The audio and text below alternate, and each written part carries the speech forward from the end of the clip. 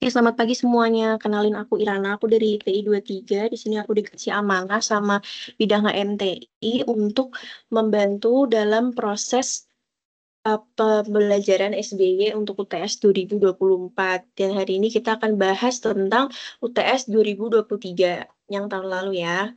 Pertama, nah, itu disuruh mendefinisikan teknik industri dalam 4 kategori ini, objek, knowledge, skill, job.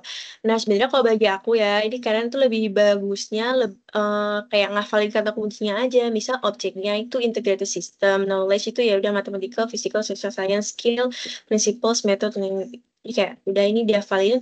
Terus nanti kata-katanya tuh kalian kembangin sendiri.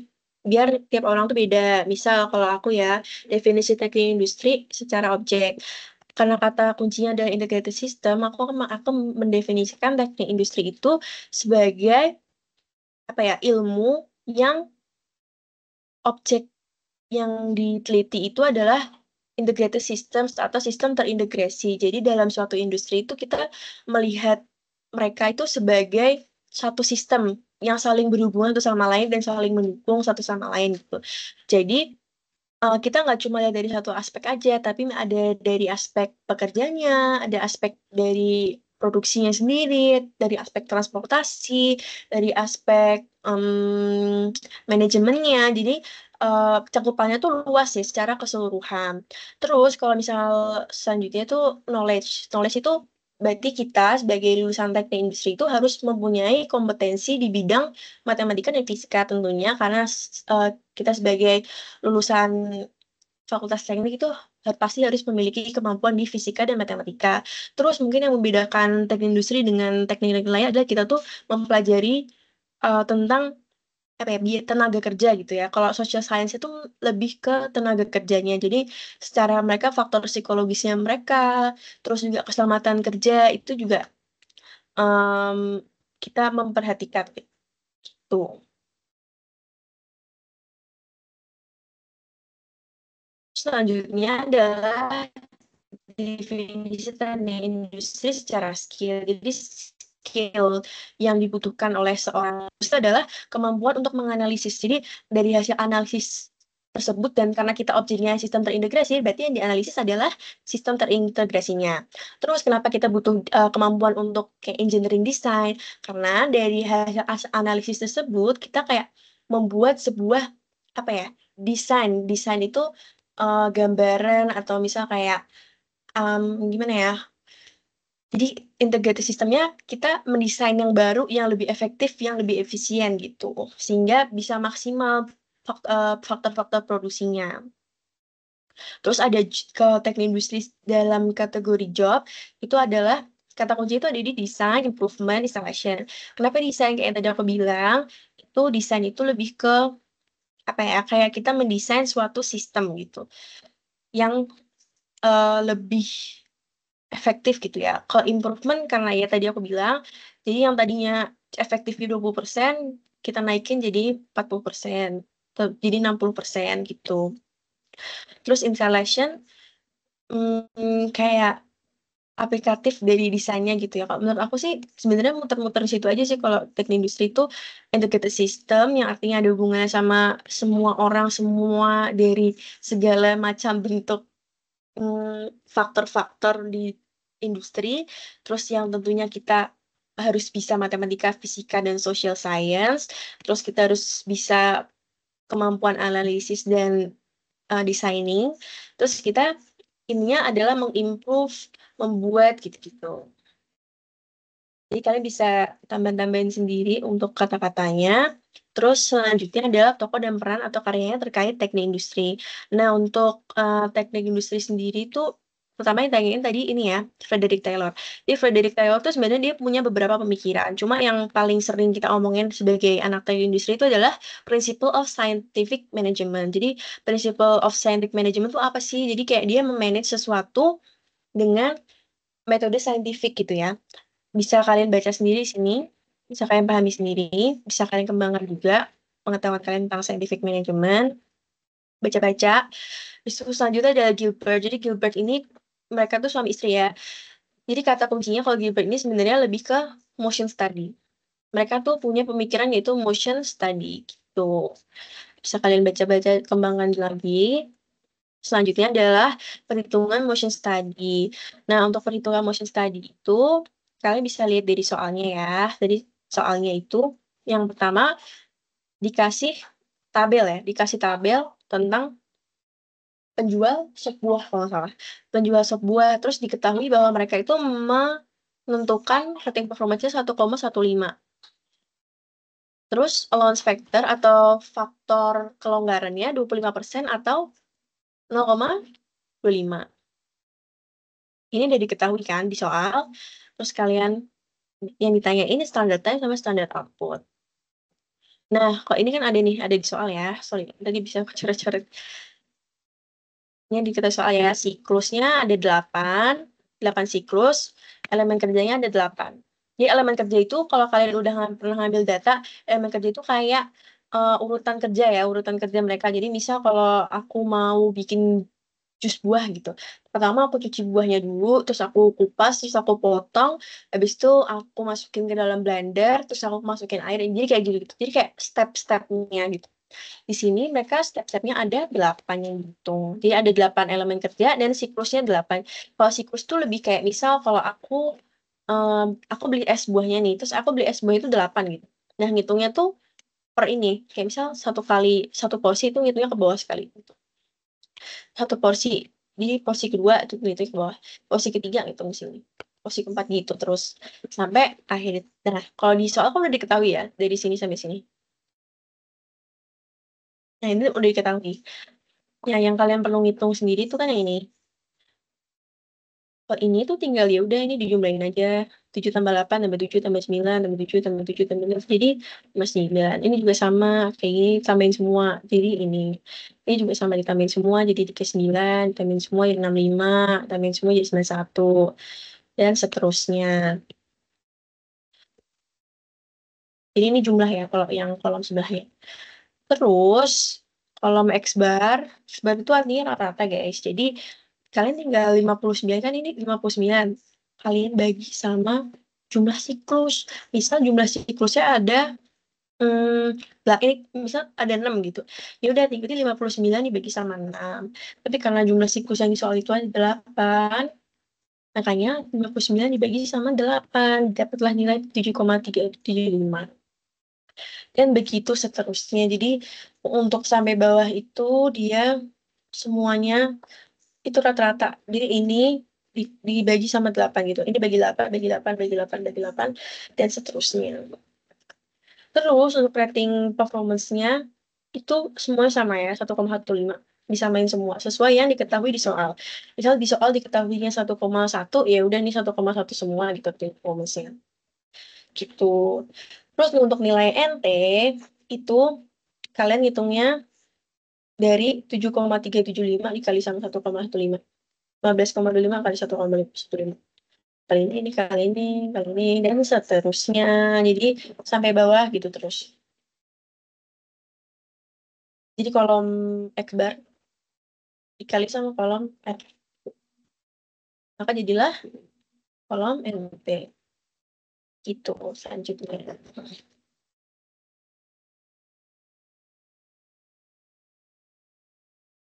Terus untuk average element time-nya, pertama tuh kalian harus ngitung average element time-nya. Jadi kayak um, apa ya bahasanya ya kayak rata-rata gitu, waktu rata-rata.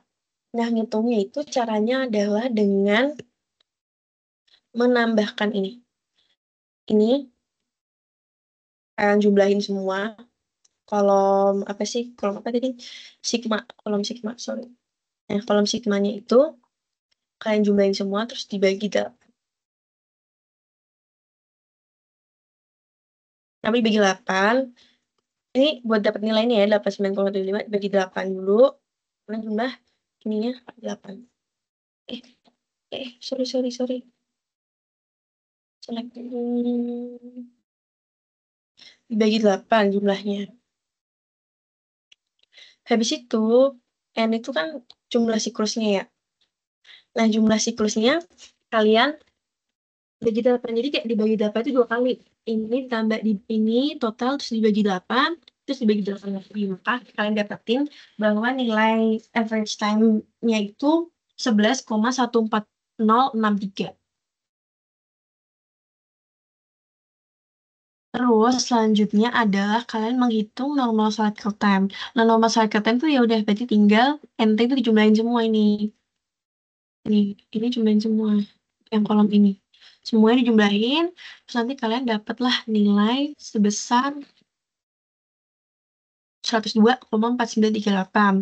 Terus dari nilai tersebut kalian tuh udah bisa jawab nih, ST itu standard time, guys.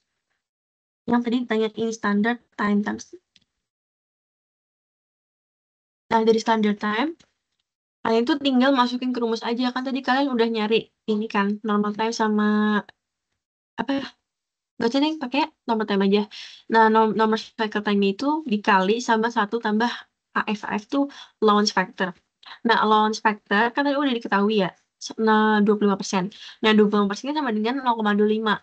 Makanya di sini aku nulisnya 102,4938 dikali 1 ditambah 0,25. Dia emang rumusnya kayak gitu.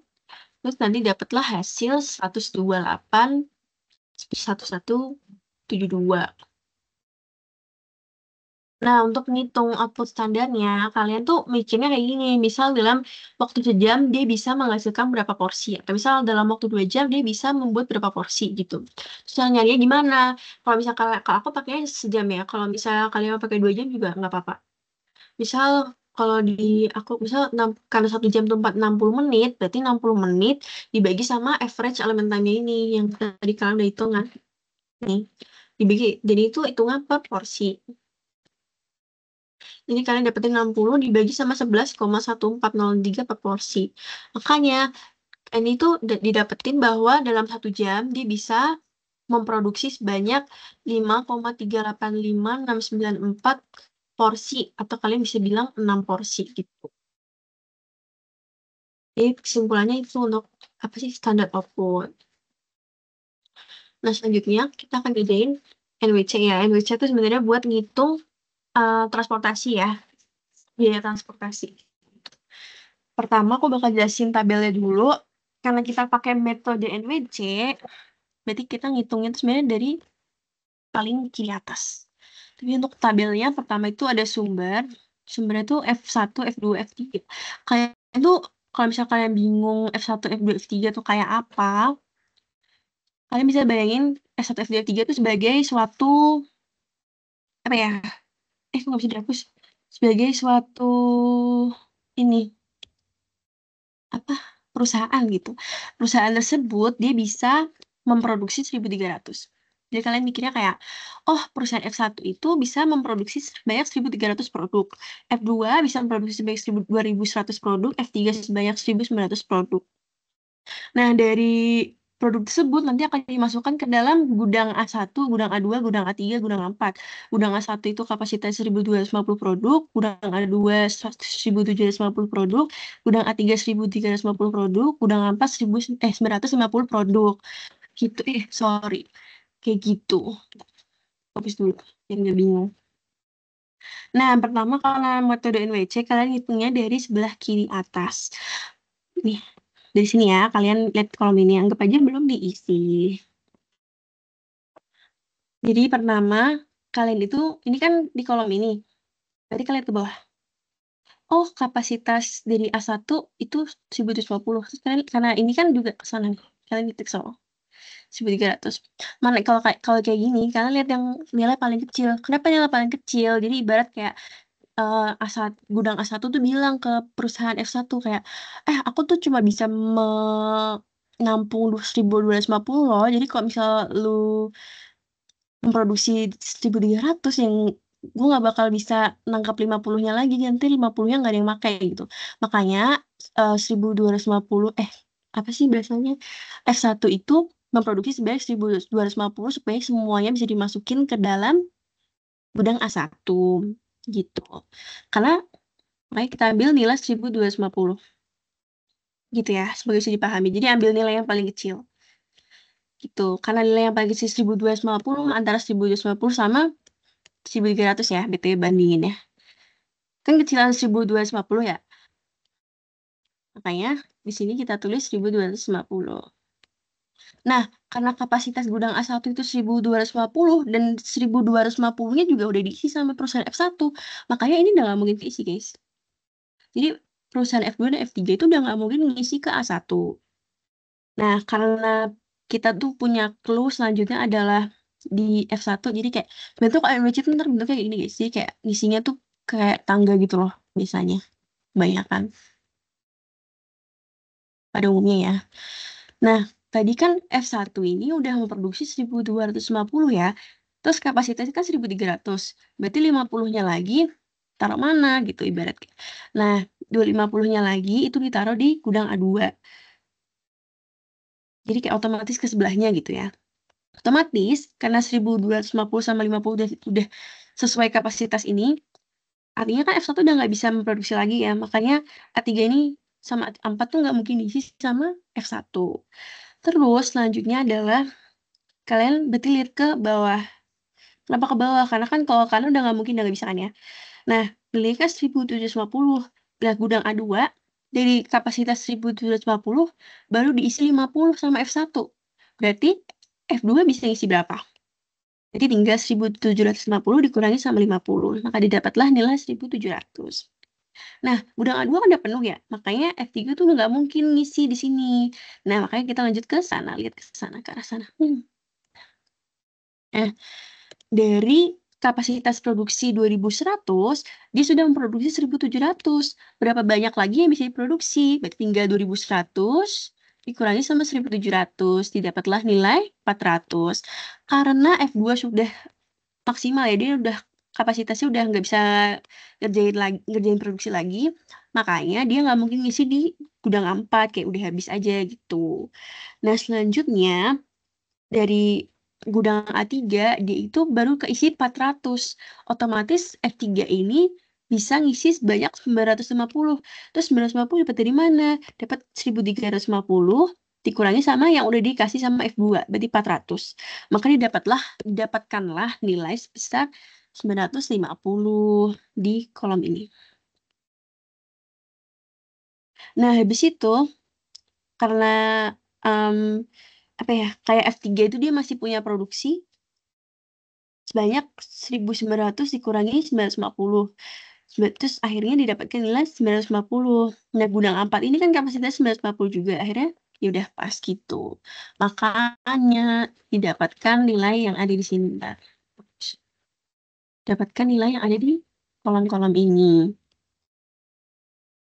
Ya, nah cara ngitungnya gimana sih? Cara ngitung fungsinya adalah pertama kalian tuh kalikan 1250 dikali 20, ditambah 50 dikali 16, ditambah 1700 dikali 6, ditambah 400 kali 12, ditambah 950 kali 8, ditambah 950 kali 14, dan seterusnya. Makanya didapatkan nilai bahwa fungsi apa sih kayak nilai transportasinya tuh 13.300 gitu. Kayaknya salah ngitung deh. Makanya kayak kurang. Tinggal nanti kalian ini deh, kalian benerin sendiri. Tinggal nambahin ini aja kok. Ya, gitu. Thank you udah dengerin. Dan kalau bisa ada salah-salah atau masih belum paham, kalian bisa chat aku, bisa tanya ke aku. Em, jika ada kesalahan, makanya itu datanya dari saya. Dan jika ada kebenaran, itu hanya dari Allah. Jadi di sini aku tutup. Terima kasih atas perhatiannya. Assalamualaikum warahmatullahi wabarakatuh.